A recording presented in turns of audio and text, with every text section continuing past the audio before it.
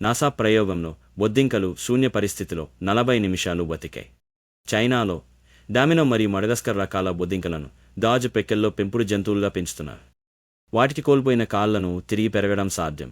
అయితే అవి వాటిని 5 సార్లు వరకు మాత్రమే తిరిగి పెంచుకోగలవు. బొద్దింకలు మానవుల కంటే 6 రెట్లు ఎక్కువ రేడియేషన్ను తట్టుకోగలవు.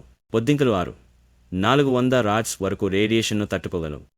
మానవులు కేవలం సుమారు 1.0 రాట్స్ను మాత్రమే తట్టుకోగలరు. అయితే బొద్దింకలు అణు బాంబు నుండి బతికిపోలేవు. హిరోషిమా అణు బాంబు రేడియేషన్ స్థాయిలు సుమారు 10 రాట్స్ చుట్టూ ఉండేవి. బొద్దింకలు వాటి సొంత శరీర బరువు కంటే 900 రెట్లు ఎక్కువ పీడనాన్ని తట్టుకోగలవు. ఒక బొద్దింక ఆహారాన్ని కనుగొన్నప్పుడు అది తిరిగి వచ్చే మార్గంలో వాసన కణాలను వదులుతుంది. ఇది మార్గాన్ని గుర్తిస్తుంది. ఇతర బొద్దింకలు ఆహార వనరుకు చేరుకోవడానికి ఈ వాసన మార్గాన్ని అనుసరిస్తాయి. ఒక బొద్దింక కాలికి 200 వరకు ముళ్ళుంటాయి. ఇవి గాలి వాసనలను మరియు గాలి కదలికలను 0.1 సెకన్లలో గుర్తించగలవు. ఒక బొద్దింక 1 నెల వరకు ఆహారం లేకుండా బతికేయగలదు. బొద్దింకలకు మానవుల కంటే 5000 ఎక్కువ జన్యువులు ఉన్నాయి.